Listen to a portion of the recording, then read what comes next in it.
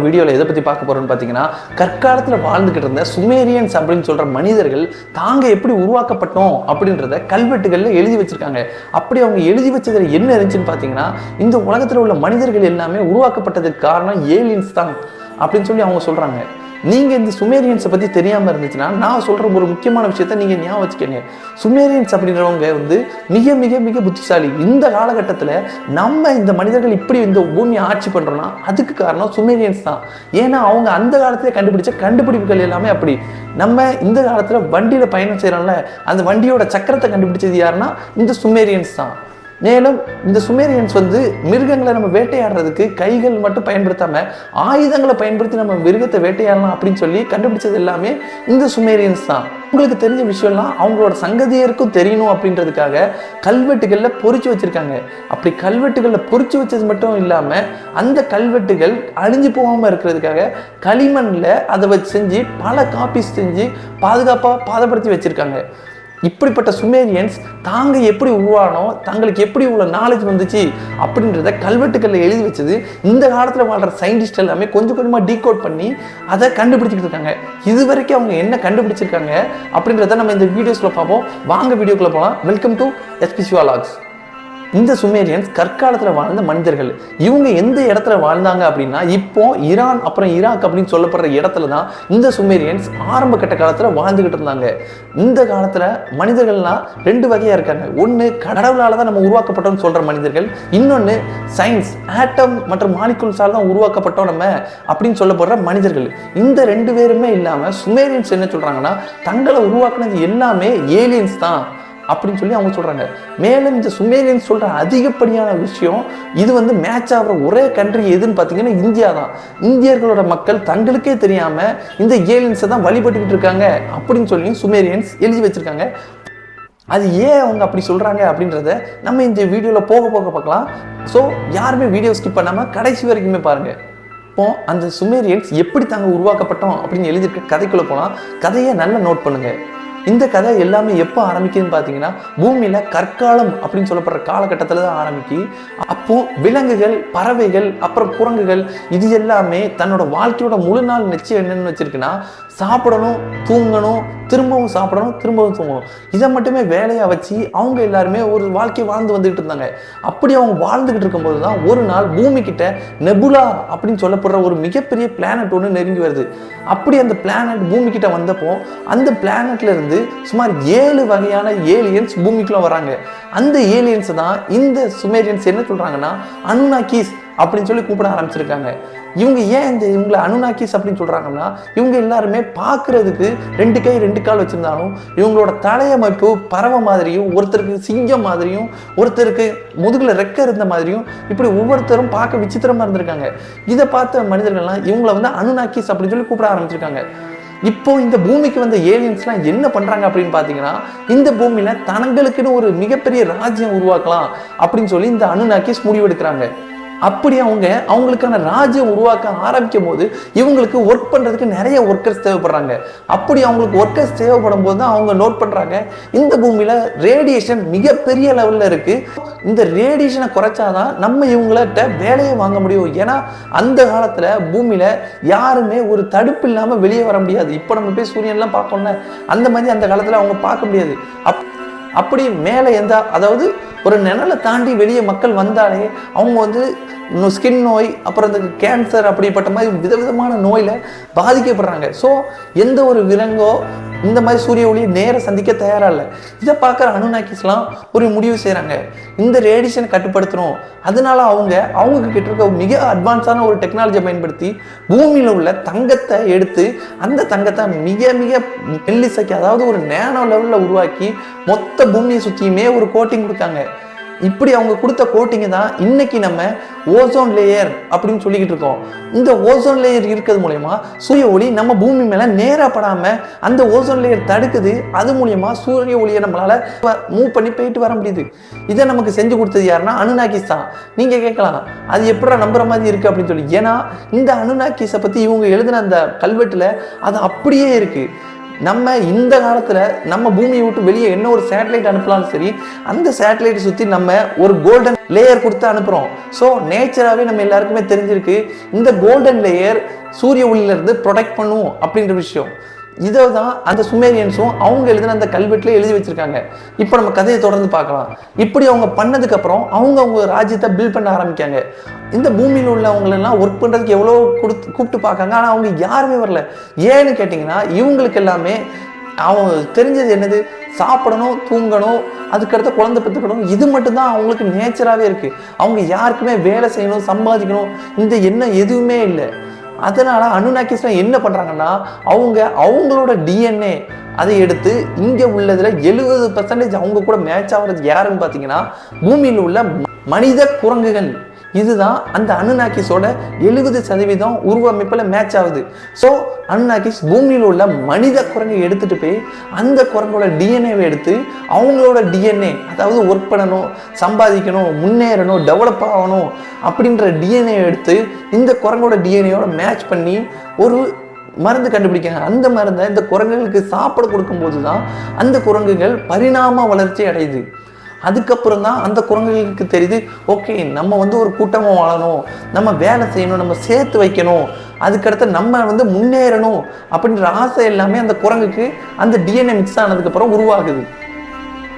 இதை தான் sixth sense அப்படின்னு சொல்லி இந்த காலத்தில் நம்ம மனிதர்கள் சொல்லிக்கிட்டு இருக்கோம்.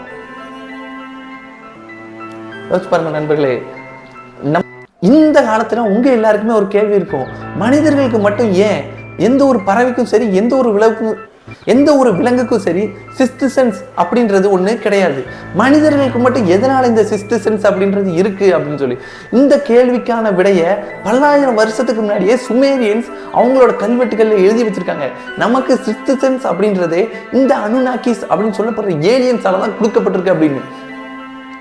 இப்படி மனிதர்களோட டிஎன்ஏ மாத்தினது மூலமா அனுநாக்கிஸ் அவங்க நினைச்சது மாதிரியே அவங்களுக்கான ராஜ்யத்தெல்லாம் கிட்ட ஆரம்பிக்காங்க.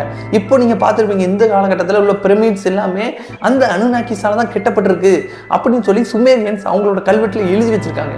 நல்லபடியா கெட்டி அவங்க ராஜ்யத்தை உருவாக்கி நல்லபடியா ஆட்சி செஞ்சு வந்துகிட்டு இருந்தாங்க. ஆனா இப்படி காலங்கள் உருண்டோட என்ன நடக்குன்னா, அனுநாக்கிஸ் இனத்துல உள்ள ஏலியன்ஸுக்கும் மனிதர்களுக்கும் இடையே காதல் உருவாகுது.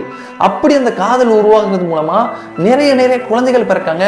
அப்படி குழந்தைகள் பிறக்கும் போது அவங்க எல்லாம் ரொம்ப ஹைபிரிடா இருக்காங்க. அவங்களதான் நம்ம ஜெயண்ட் அப்படின்னு சொல்றோம்.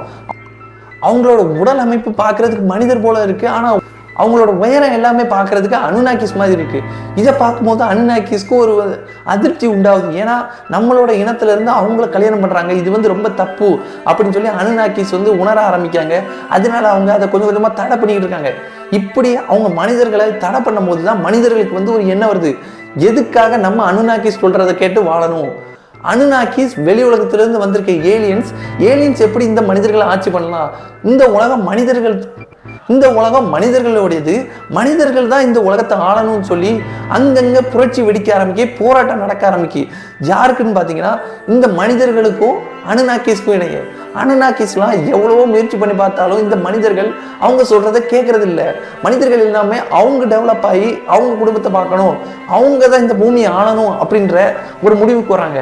இதை பார்க்குற அனுநாக்கிஸ் புரிஞ்சுக்கிறாங்க, இதுக்கப்புறம் நம்ம இந்த மனிதர்களை வச்சு வேலை வாங்க முடியாது, இந்த பூமியில நம்ம இருக்கிறது இதுக்கப்புறம் சரிப்பட்டு வராது, நம்ம இந்த பூமியை விட்டு கிளம்பணும் அப்படின்னு சொல்லி அவங்க முடிவு எடுக்காங்க. அந்த நேரம் பார்த்தீங்கன்னா நெபுலா பிளானட்டும் பூமி கிட்ட நெருங்க ஆரம்பிக்குது.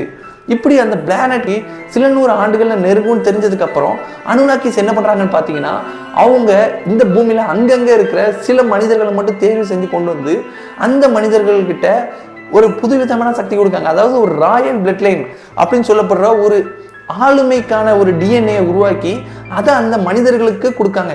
இது கொடுக்கறது மட்டும் இல்லாமல் அவங்க ஒரு நிபந்தனையும் கொடுத்துட்டு போறாங்க அந்த மனிதர்களுக்கு. அது என்னன்னு பார்த்தீங்கன்னா, அவங்க செஞ்ச தப்ப இந்த மனிதர்கள் எக்காரணத்தை கொண்டு செய்யக்கூடாது, எக்காரணத்தை கொண்டு இந்த ராயல் பிளட் லைன்ல உள்ளவங்க சாதாரண மனுஷங்கள்கிட்ட பழகக்கூடாது, அவங்களோட குழந்தைகள் பெற்றுக்கிடக்கூடாது அப்படின்ற ஒரு மிகப்பெரிய நிபந்தனையும் அந்த அனுநாக்கிஸ் இந்த மனிதர்கள்கிட்ட வச்சுட்டு அவங்க ராயல் பிளட் லைன் அப்படின்னு சொல்லப்படுற மிகப்பெரிய சக்தியை அவங்க பிளட்ல மாற்றி அவங்கள ஒரு அரச குடும்பமாக உருவாக்கி வச்சுட்டு அனுநாக்கிஸ் இந்த உலகத்தை விட்டு கிளம்ப பெறப்படுறாங்க.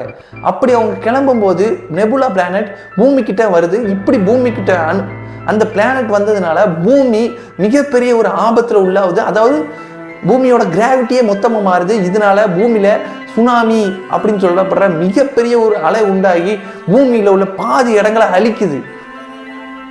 இப்படி அவங்களாம் அழிஞ்சு போயிட்டு இருக்கும்போது அனுநாக்கிஸ் அதுல இருக்கிற சில குடும்பங்களையும் சில மக்களையும் காப்பாற்றி ஒரு படகுல வச்சு தனியா இனிமே நீங்க உங்க பூமியை ஆளுங்க அப்படின்னு சொல்லி விட்டுட்டு போயிட்டதா தான் இந்த சுமேரியன்ஸ் எழுதி வச்சிருந்த கதையில இருக்கு.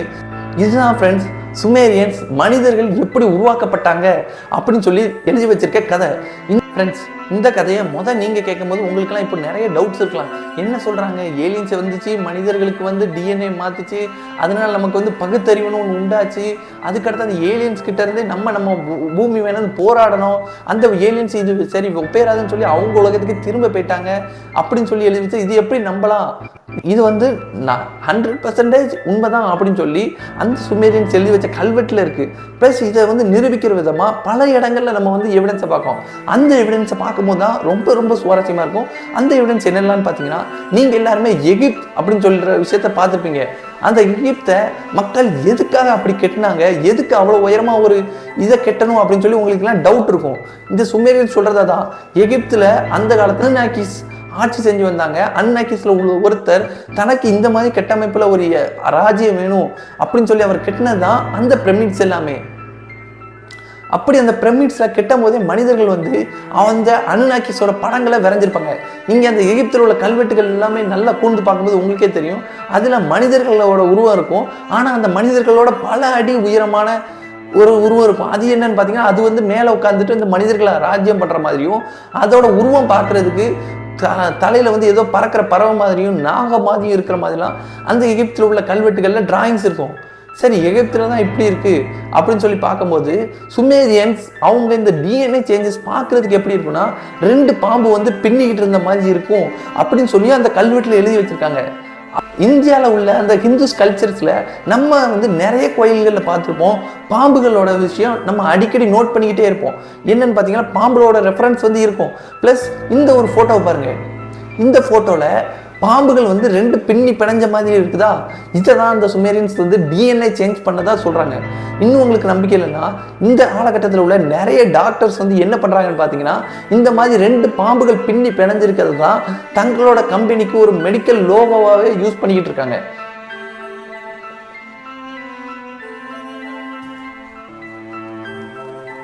ஃப்ரெண்ட்ஸ், நான் ஆரம்ப கட்ட காலத்தில் எதுக்காக சொல்லியிருந்தேன், அதாவது இந்தியர்களுக்கும் அதுவும் முக்கியமாக தமிழர்களுக்கும் இந்த சுமேரியன்ஸ் எழுதி வச்சிருக்க கல்வெட்டுக்கும் எதுக்கு அதிக லெவலில் சம்மந்தம் இருக்குன்னு சொல்லியிருந்தேன்றதை இப்போ நான் உங்களுக்கு சொல்கிறேன் பாருங்க.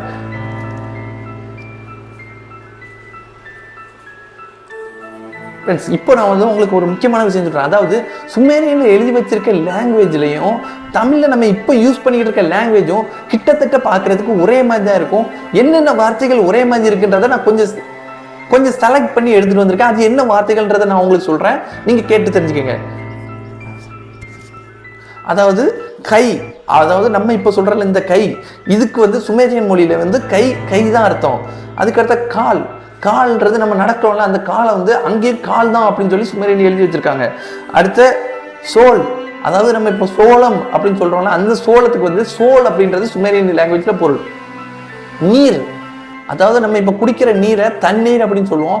ஆனா இதை தூய தமிழ்ல நம்ம பார்க்கும்போது நீர் அப்படின்னு சொல்லி தான் சொல்லுவோம். இது எல்லாத்தையோட மிகப்பெரிய விஷயம் என்னன்னா, சுமேரியன்ஸ் எல்லாருமே அந்த அனுநாக்கிஸ் மட்டும் இல்லை சொல்லாம ராசா அப்படின்னு சொல்லியிருக்காங்க.